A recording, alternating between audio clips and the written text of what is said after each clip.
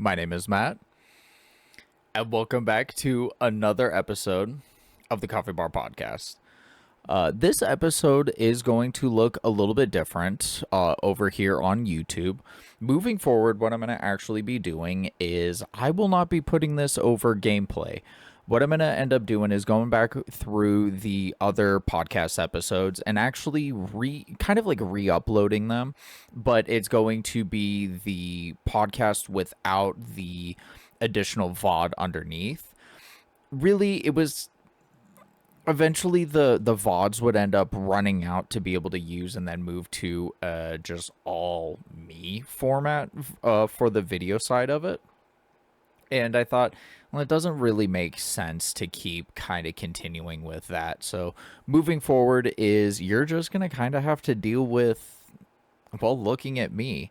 And I think the nice thing about it too is I do now have this little area here to be able to put up any sort of, like pictures or, anything else that I need to do in terms of editing.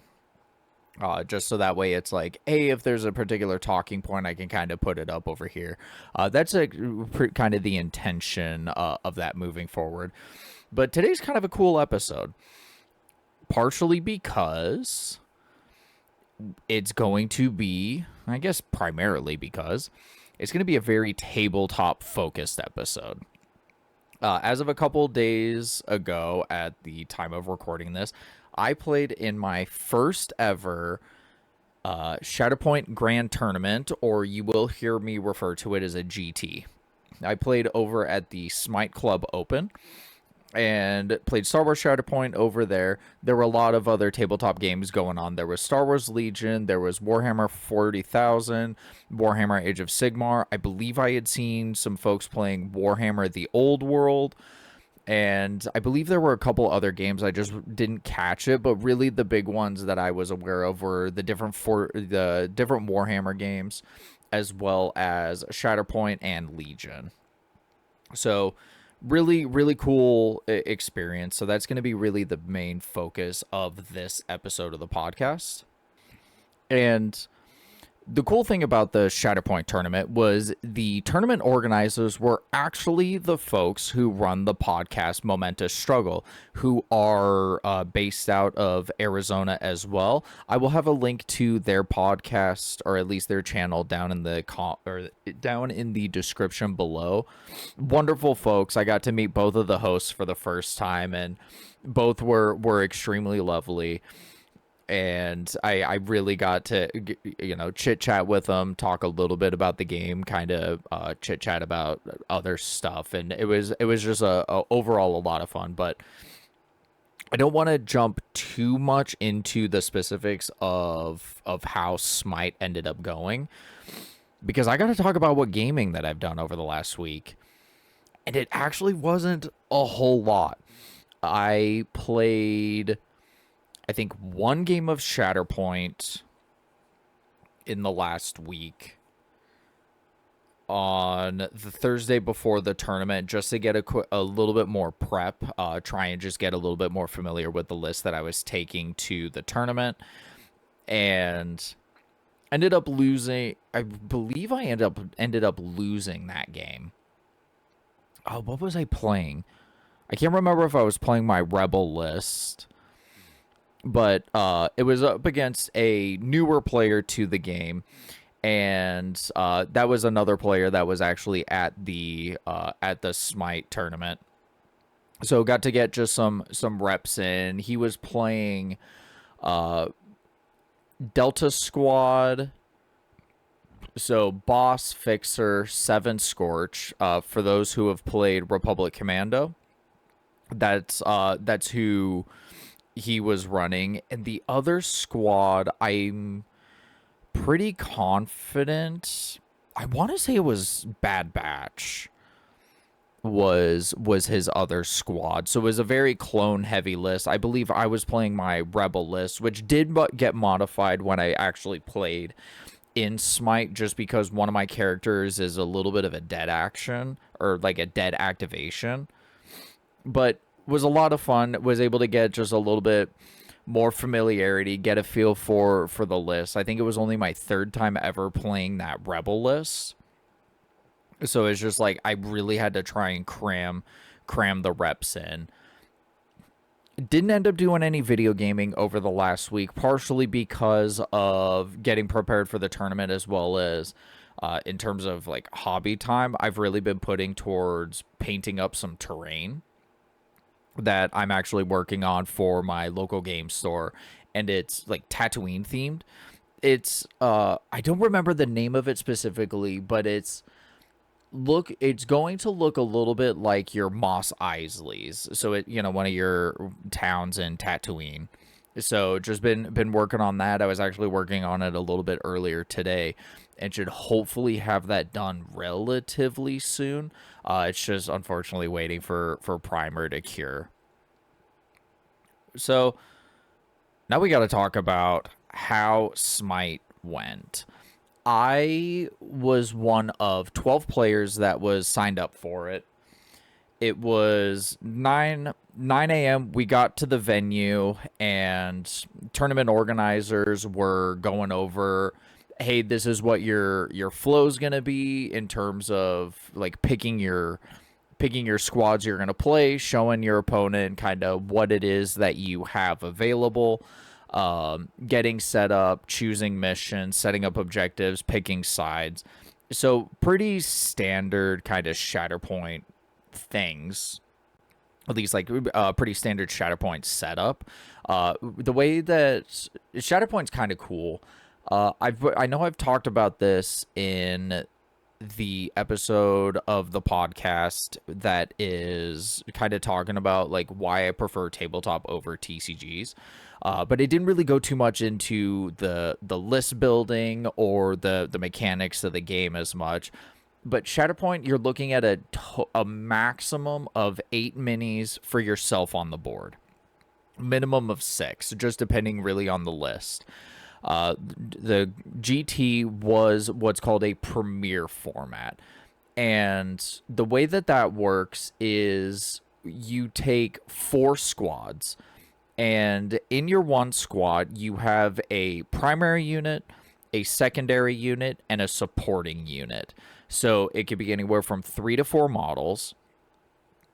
When you are getting ready to pick your strike team, which is your 2 squads, is you have to have them within the same era. So there's like Clone Wars isn't one of the eras. Galactic Civil War is an era. There's, I think it's called the Rise of the Empire. The gap that falls between like episodes 3 and episode 4. So kind of in that window.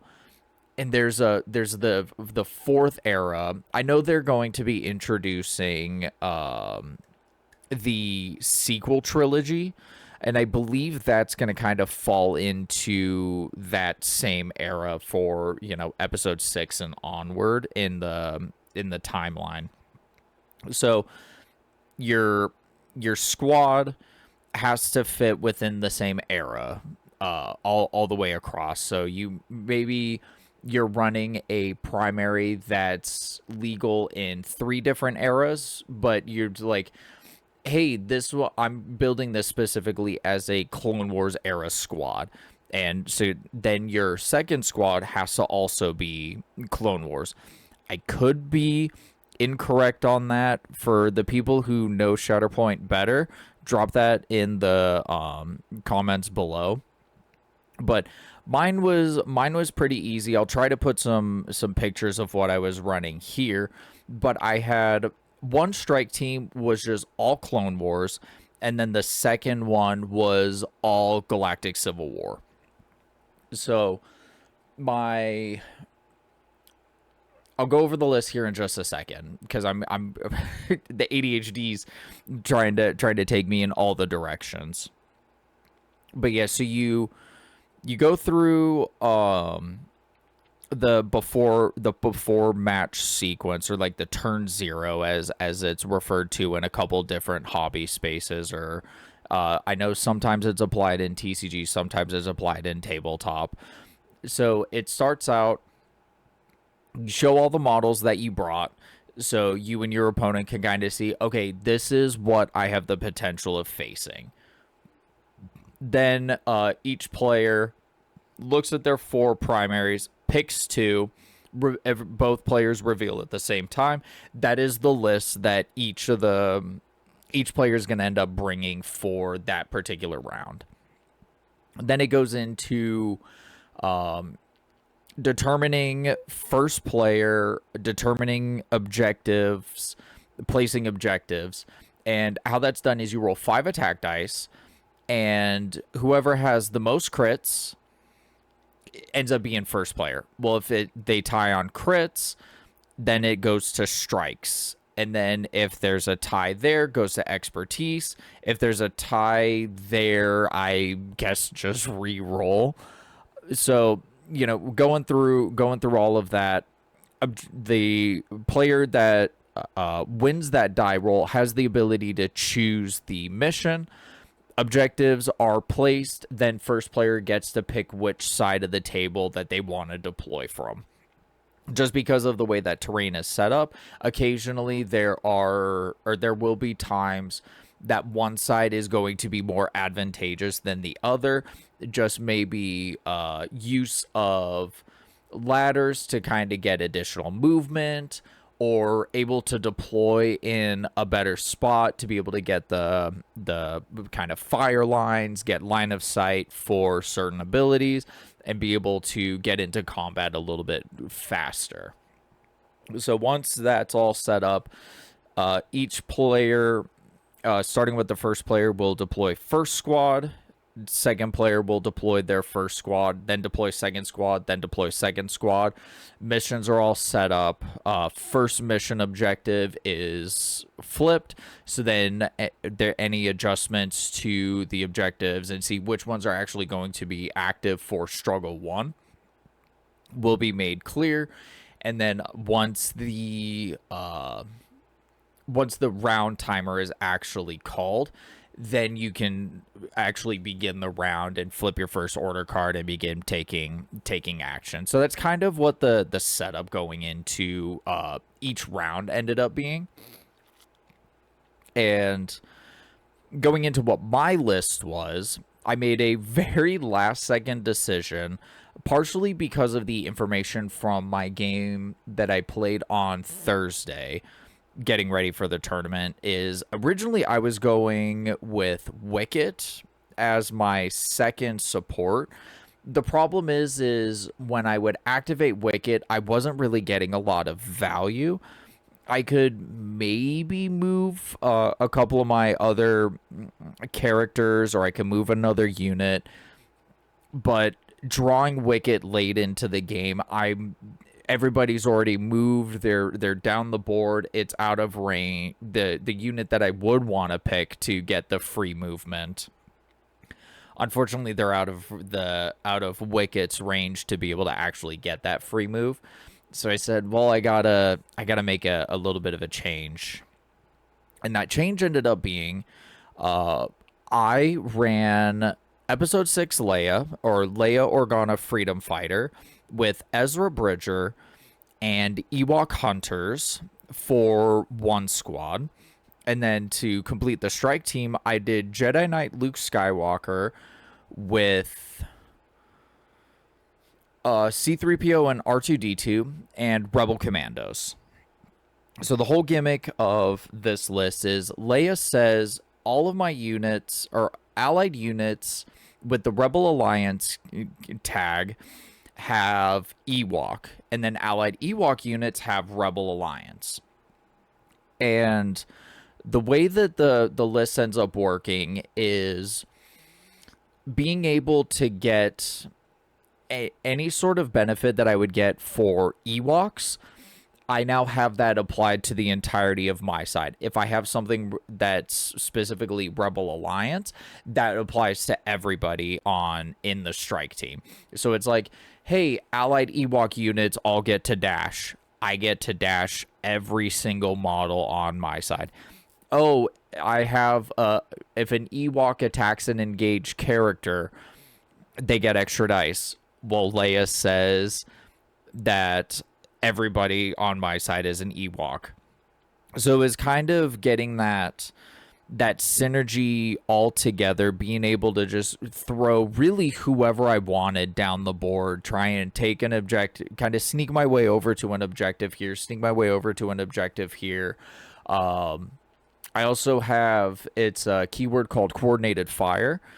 So if I have a model that's within range 5 of a unit that is be at the target of a combat action from a different unit, by using the coordinated fire ability, I can put an additional condition or damage or whatever on the target to potentially get further, to inflict more damage, potentially hit the wound faster, and be able to just get a little bit closer to winning the struggle.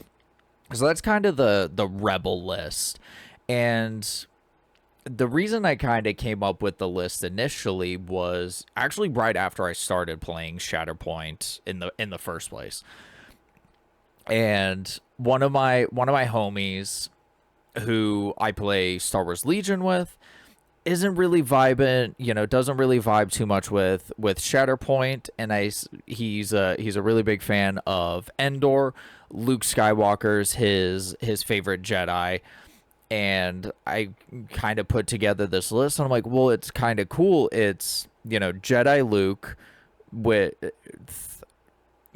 very Endor theme. So I'm like, hey, this could be kind of a cool list. Homie is pretty adamant. He's like, nah, I'm good. I'm okay with not playing Shatterpoint. And I was like, nah, that's completely fair. It's a lot to keep track of. So that's no biggie. The reason why I replaced Wicket with Ezra, other than kind of the dead activation, Ezra has an ability where if he's on an objective, he acts as a tiebreaker. So if it's just Ezra and one other model on an objective, he ends up allowing me to take control of the objective. So I can kind of just throw him over to a lightly guarded objective, be able to take that point, and kind of just helps with grabbing the objectives. So that was the change there. Ezra's not super Endor theme, but I've got kind of back in the back pocket for a more casual game, the more Endor theme list and running Wicket. The other strike team, or the other two squads that I ran, was General Obi-Wan Kenobi with Crosshair and the 212th Clone Troopers. And then last squad was Clone Sergeant Hunter, Wrecker and Omega, and Echo and Tech. So it was pretty much just the Obi-Wan Kenobi box minus Clone Commander Cody, and then just the entire Bad Batch box was my Republic squad. This was in a little bit of a way, I kind of look at it as a bit of a mid-range list. So I have some aggressive capability, I have some kind of control capability, and I can kind of bounce between the two as needed. With Obi, whenever I have a unit that has what's called a hunker token, best way to describe it is, think of it kind of like the model is taken cover.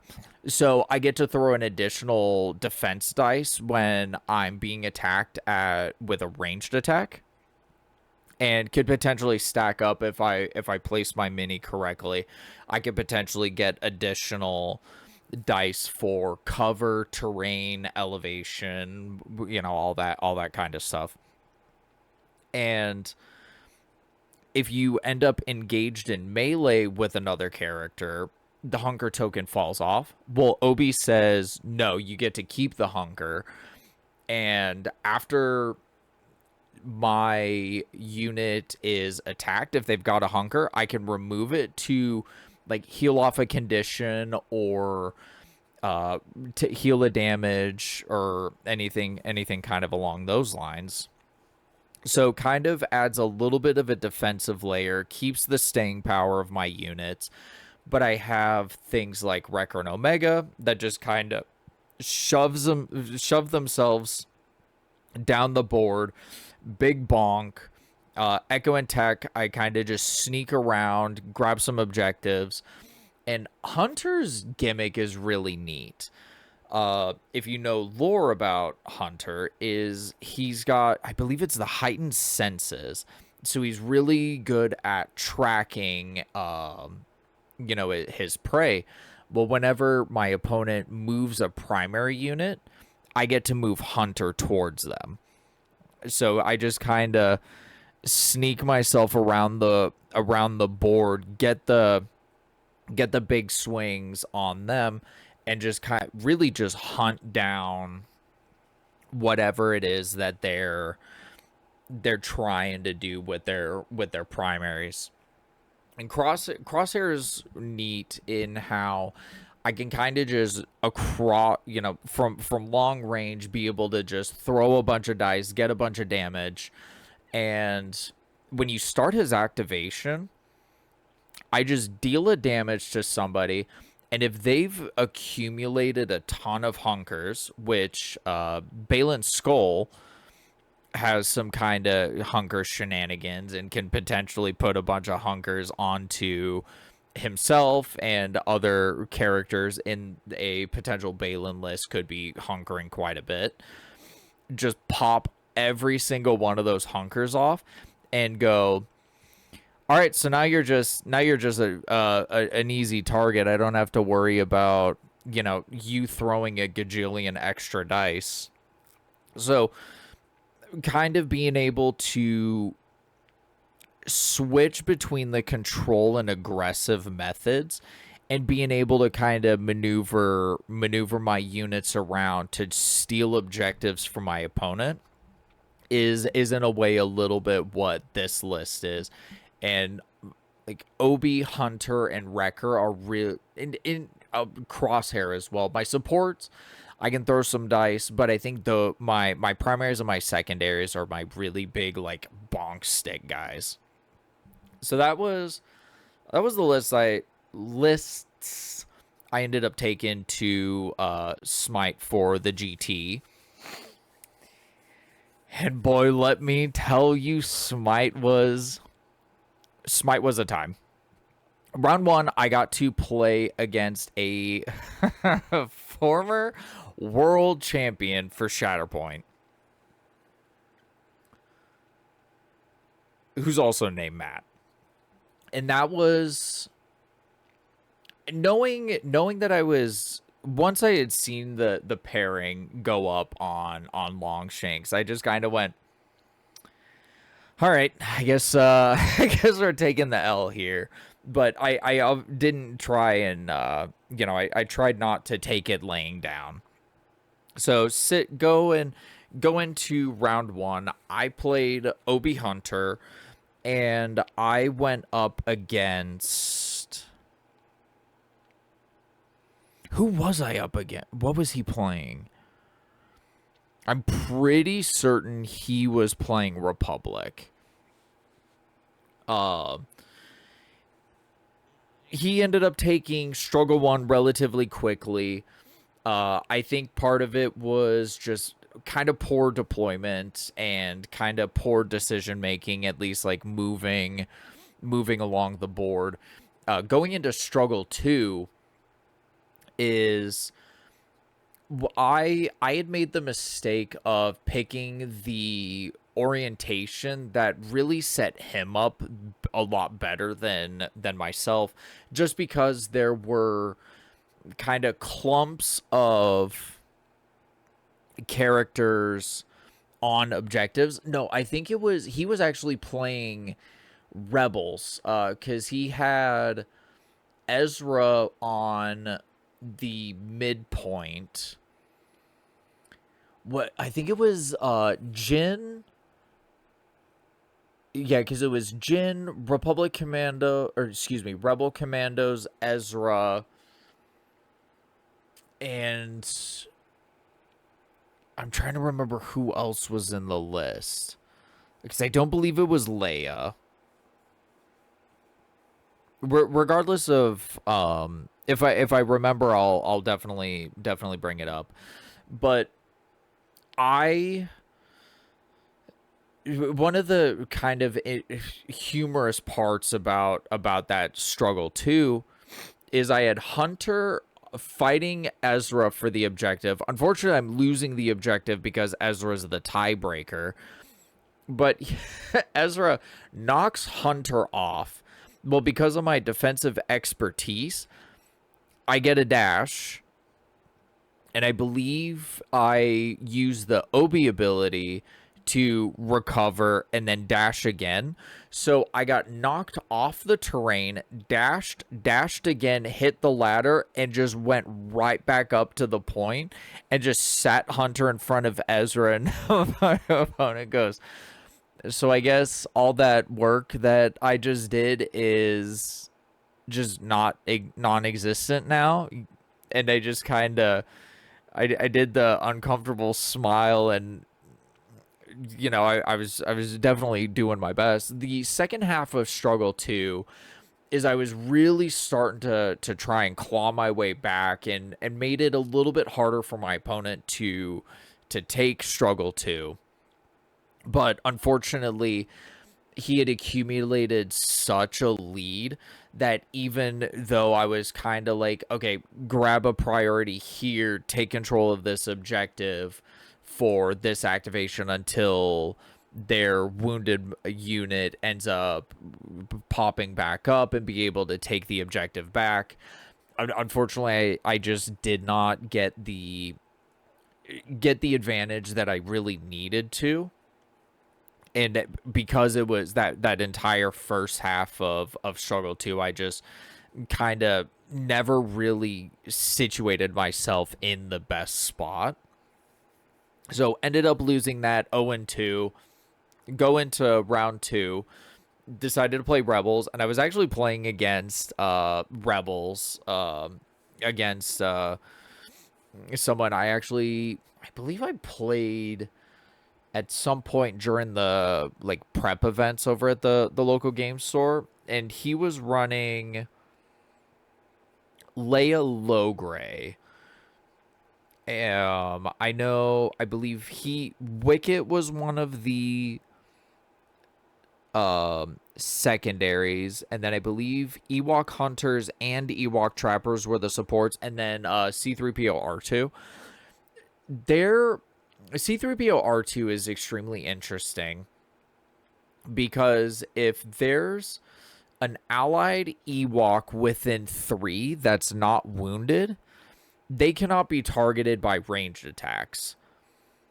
Well, Leia gives Rebel Alliance the Ewok keyword, and for that ability, C3PO R2 see themselves.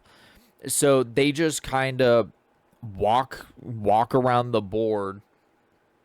It's just don't get shot, and they just kind of find an objective and just sit there until somebody decides they want to walk up to the objective and punch the droids. But yeah, so it was a Rebel v Rebel matchup. Lost Struggle 1.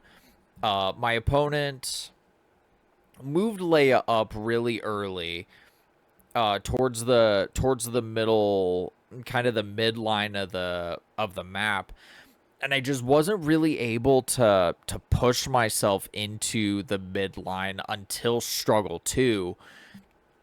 I managed to get Luke over on the objective to my right. No, excuse me, to my left in the midline, and the back point that was to my right was active, and it was, I pretty much had this, the midpoint locked down. I was fighting for this back point, and I held a really confident lead in Struggle 2.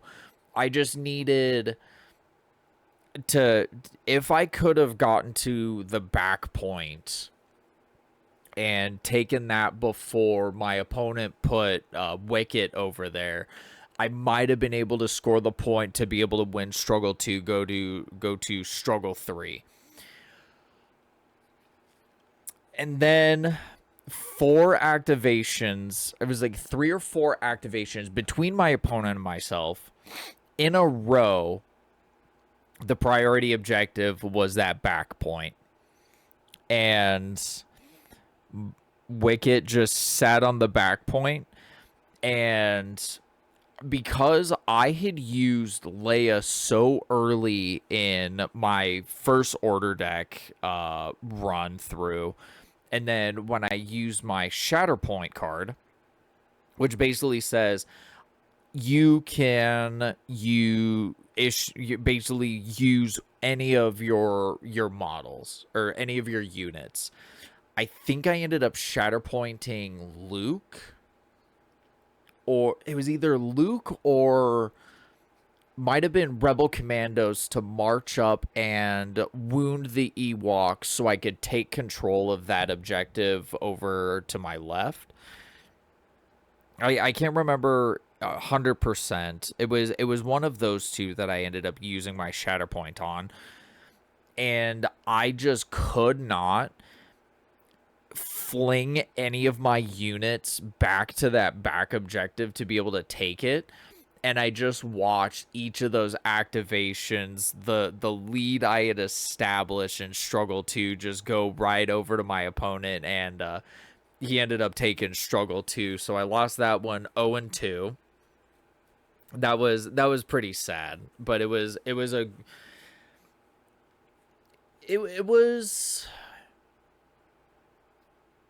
I think it really showed holes in the Rebel list, because the best way that it was described, and it was actually during my round 3, which I'll cut to kind of a recap of that here momentarily. But the problem with the list as I have it, or had it for Smite, is I don't have a lot of out of activation movement. So Leia, for example, start of her activation, one of your Rebel Alliance characters can advance, so full movement. And so I could just kind of, using Leia, just throw one of my models essentially down the field, potentially helping with taking objectives in the early game, or kind of throwing somebody to contest, set up for maybe Struggle 2, or just be able to really get a double movement out of Leia and somehow capitalize off of that. And then all the other movements really just movement within each of the unit's own activation. So I can't really swarm the board, which is kind of what the Rebel Ewok list wants to do, is just kind of shove everybody down the board, swarm objectives, and it almost overwhelm the opponent. And unfortunately, my list didn't do that. It kind of was made even more clearly going into my round 3, which I actually played against Holden, the good homie. And so we were, kind of chit-chatting before the round started. We had taken a lunch break, and we were kind of knocking, hey, what list are you kind of thinking about running? And what are you thinking about running? And so then we finally get to start the round. I'm running my Rebel list again. Holden's running Padme, Kit Fisto, Sabe, Commander Pons, Seven Scorch, and 212th? I believe it was 212th. Y'all, when I tell you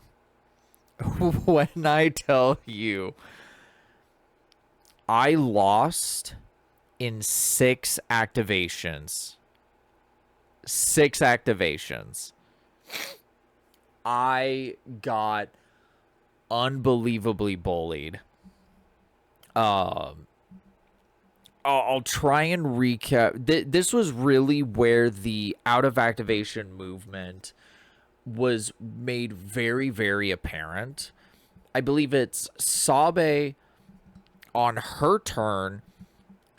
She got to just move two of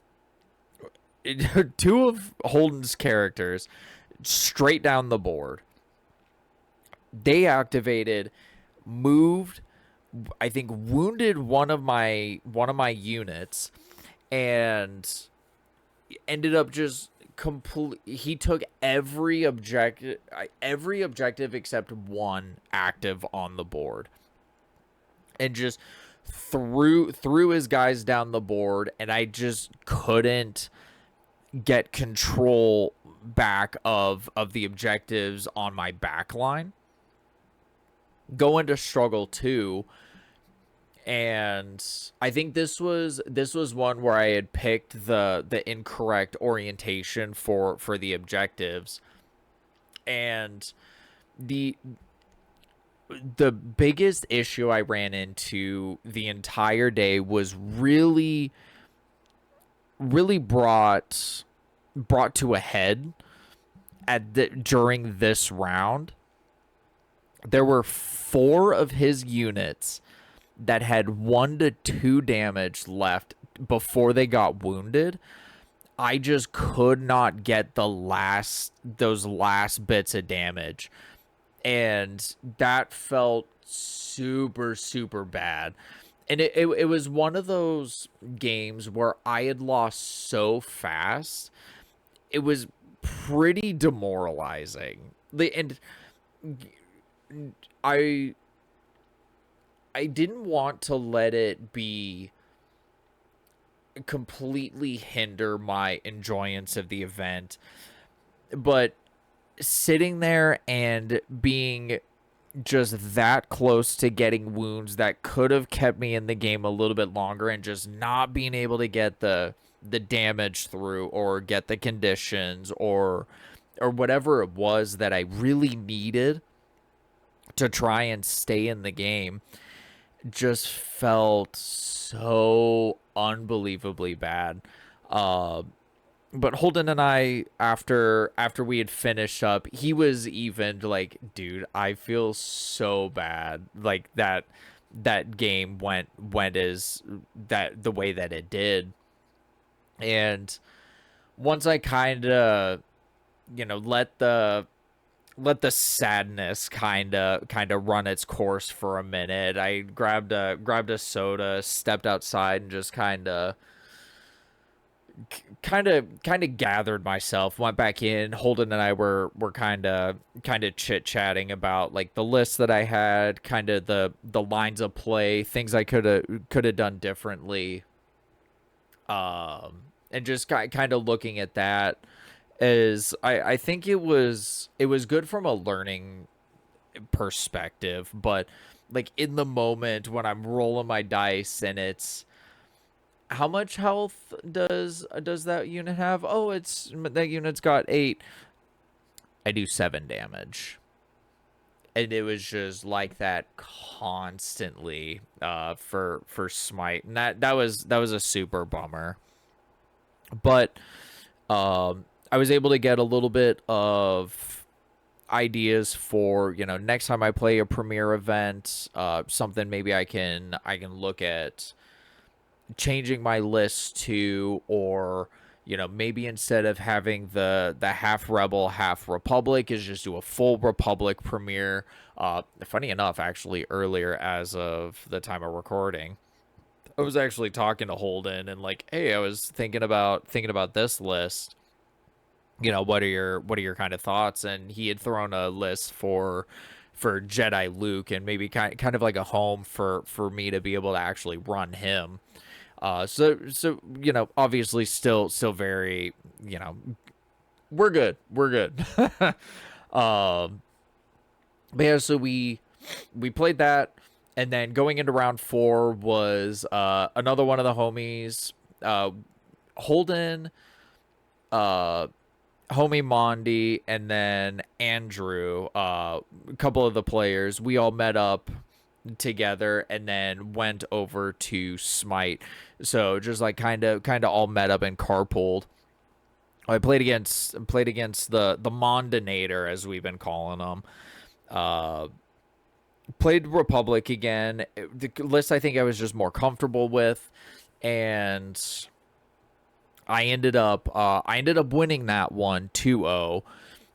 Really just kind of planted my I planted Hunter in the middle. I had put Echo over here, and really just kind of set myself up to.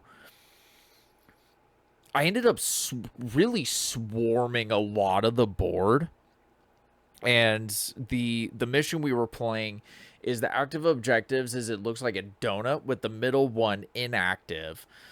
And yeah, I kind of snuck Tech and Echo around the sides, kind of helping to take a chunk of the donut, or like take control of a chunk of the donut. Put Hunter up in the middle and just kind of apply pressure. That way, going into Struggle 2, I'd be able to take the point. Activated. Who did I activate? Because I got to throw Tech and Echo. No, you know what it was? The first activation with Hunter is I was able to do a full advance with, so I choose a clone trooper. They can dash. If it's a bad batch, I get to make a full advance. So I did a full advance with Tech over on the left side to help help take that other side. And going into Struggle 2, I had the one of the back points, fighting over the middle point, and then Mondi had the back point. And it was, I looked at where the momentum and the struggle tracker was looking at, and I rolled priority. And essentially what it was is take control of the back point, get a wound, take control of the middle point, and then I would win the struggle right there. So I believe it was, I drew Crosshair, and I think this was after, I don't remember if we had shuffled the deck, or if this was still the first deck. I want to say it might have been first deck. No, I think we did. I can't remember exactly, but I draw Crosshair, and I go, Crosshair's not gonna do it, and I put him in reserve. And I think what I really needed is I needed either I needed to be able to activate Hunter to be able to pull off the win. And I think it was actually, I drew Shatterpoint. And I declared Hunter, started the activation, choose Echo, full advance, put him to contest the back point, pay a force, get a 5 dice attack to put some damage on Paz Vizsla, who was fighting the midpoint, and then focus, go for the attack. Focus is whenever, so it's like the aim action in Legion. If you focus and then attack, when you get your however many dice for your melee or range attack, well, when you focus, you get one more. So throw my bunch of dice and ended up getting enough damage through to get the wound, gain the momentum, took control of the point, and then ended up winning Struggle 2 from that. I believe there was a bit of a blunder in Struggle 1, and I think this is going to be kind of partially my fault. I think it did end up changing the math a little bit, but by this point, um we were a little bit worn out. Really should have done a judge call, just to get clarification. And I think if the ability would have been used, I think Paz would have taken a wound. Essentially the game, if I remember the board state, is I moved up Echo on the right side, was in range, did a ranged attack into Paz Vizsla, and I think it was I did 5 damage and inflicted a condition called strain, where if the unit takes an action while they are strained, they take 3 damage. Well, what Paz has is, by paying a force, is when an allied unit within 2, so he does see himself for this, he's able to make a 5 dice ranged attack. So if the way, and this is my fault, I'll be honest in that regard.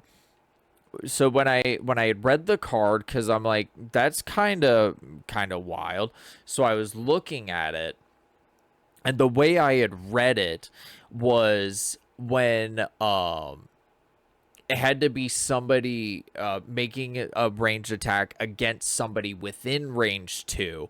Well, because my unit was outside of range 2, it was not a legal target. But what it was saying is, when an allied unit within 2 is attacked. So Paz would have been able to get the attack off from the ability, but it would have also created this situation where Paz would have then become wounded, and like how that would kind of affected the game state. A little bit of a ruling blunder. Definitely should have called a judge for it, but I think with it having been later in the tournament, it was both of our first times at a Shatterpoint tournament. One of the AC units was busted. There were a ton of, there was a bunch of people in the building. It was hot. It was gross. Kind of worn out, and it was just that kind of misplay. And I'm not 100% certain how much it would have changed the outcome of the match, but it very well could have been something that could have maybe dragged Struggle 1 a little bit longer, or could have potentially made it so I didn't win Struggle 2 as easily. Because I would have needed Echo and Tech to have woken up or flipped from wounded to injured to be able to take the last point to be able to win the struggle.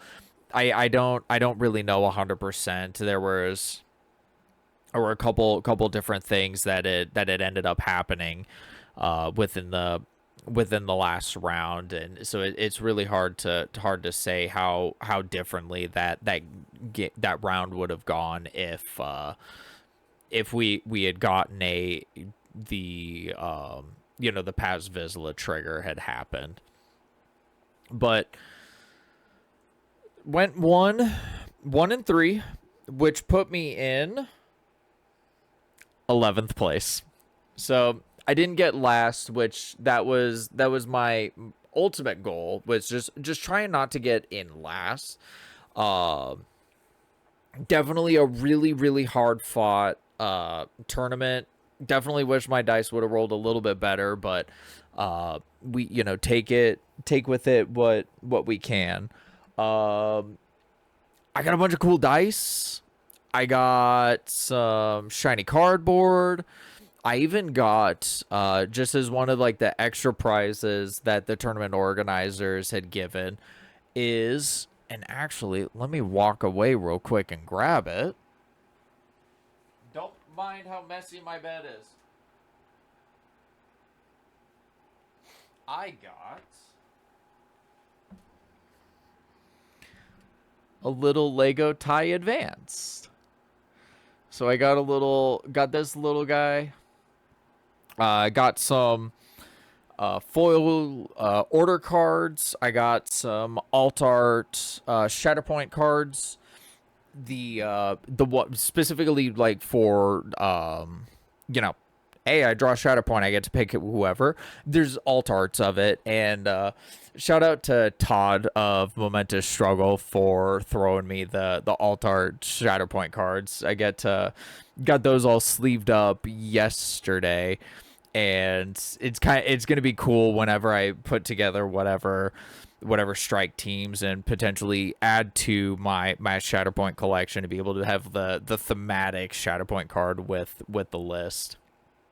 But overall, got to chat with some homies that I've gotten to game with or have seen it like local events or like like the prep events kind of thing. Met some new faces, got to chit chat and just play some tabletop, man. It was a good time.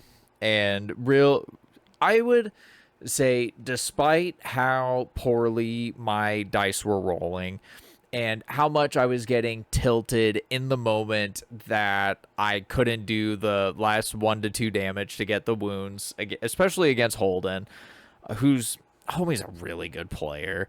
He's a phenomenal player. But like overall, I would say it was a really good time.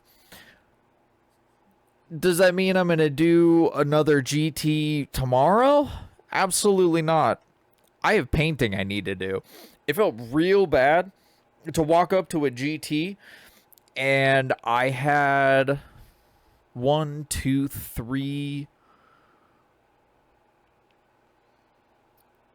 like 3 models unpainted. One was primed.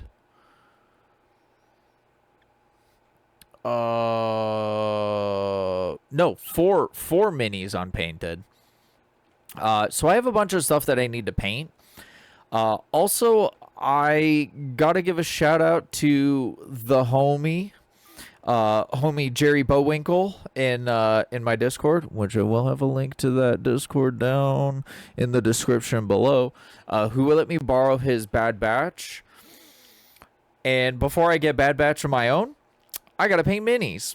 And I have quite a bit of those to do. I got Legion stuff to paint. I got Shatterpoint stuff to paint. I got Blackout stuff to paint. People are trying to rope me into Halo Flashpoint. I got plenty of hobbying to do. So might be not doing a crazy amount of tabletop gaming here in the near future, just while I work through the backlog. I need to finish this terrain first. That way I can free up space over at my painting desk. That's looking a little bit like a hot mess. I just got that kind of reorganized. And there's a bunch of, the terrain's really taken up a lot of my painting desk. So that's really the big priority right now, and then I'll jump into the backlog. But, I wanted to make sure, get through Smite, and once I get through that, just be able to actually work on hobbying. And that's kind of what I'm going to be doing whenever I can. Hopefully, I know some of the stuff that I have worked on recently is for Shatterpoint, my Captain Rex, my 501st guys, and then Commander Wolf and the Wolfpack Troopers. I've got first coat of gray on those guys, and I've got the first coat of blue on my 501st and Rex. Think I'm gonna have to add a little bit more blue before I go into my next layer. I'm doing the super cool thing where I'm layering, because I primed the minis black, and I'm layering from black all the way up to white. So it's not going to be like a super quick paint job, but, you know, Shatterpoint, I only need a couple of minis on the table, so I can go what people call in the tabletop hobby full ball sack. And it's really just try and push the paint job to the highest ability that you can. And we're going to see how much I have grown as a painter in the little over a year and a half that I've been actively painting. So we'll kind of see how that goes. I know those guys are the work in progress. Get some primer down on the now fully built. The nice thing is at least every model that I have for Shatterpoint is built. I've got the 2 boxes that just need prime, and then at least all of my Shatterpoint will be at least primed. Which maybe I'll do that tomorrow, is try and get some priming done. But just trying to kind of, get all of my Shatterpoint stuff up to a certain step. Or, like all my Legion stuff, get it to a certain point. Which, not all of that is primed. Part of it, not all of it's even built. Oops. But yeah, so it's really... the next few weeks is really going to be very, very hobby intensive. Going to be trying to get that in. I was supposed to have uploaded on Sunday the first episode of the Pokemon XD Let's Play. Unfortunately, I did not do that. Oops, bad time management. Really good at not managing my time super well. So Sunday should be uploading that.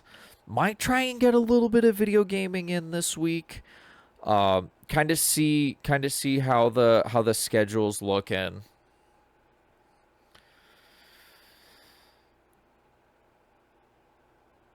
Oh, going back to what I was talking about at the beginning of the podcast, the thing that I made a mental note to myself to make sure to actually like bring up relating to the not putting the VOD under the podcast episodes is what I'm actually intending to do. And I'm not expecting this to be like a super successful video. It's going to be extremely long. But that's kind of part of why I'm kind of okay with it, is I do want to put the contest footage out there, and that way y'all can see if it is something you're interested in, see kind of what it was like when I was working on contests for the Ribbon Master Challenge. Be able to kind of see that. But I feel like by putting it under the podcast, you're not really getting to pay attention to it that much. So what I'm actually going to end up doing is just kind of cram all of it together. Might be in like 2 chunks, but it's going to be like a 6+ hour video. And literally the whole idea is just gameplay to fall asleep to. That's really all I'm going to do with it. And just like throw a couple of those on the channel. If y'all put it on in the background while you're sleeping, thank you. But like, get it out there, and heck, even if you're not sleeping to it, saying it like that out loud's kind of weird. If you were not, having that as background while you were sleeping, maybe you just throw it on in the background while you're working or drawing or at the painting desk or whatever. And like you just throw it on in the background for any of that stuff. Awesome. Or shoot, you actually watch it and go, this guy made the bad choice in that contest. Get absolutely dunked on, idiot. Absolutely okay as well. But that's kind of what the plan is. I'll fix the uploads for the previous podcast episodes. Maybe at that time I'm gonna also actually work on thumbnails. I have a backlog of videos to put thumbnails to, so that'll be a future map problem. Housekeeping. Link to the Discord server is down in the description below.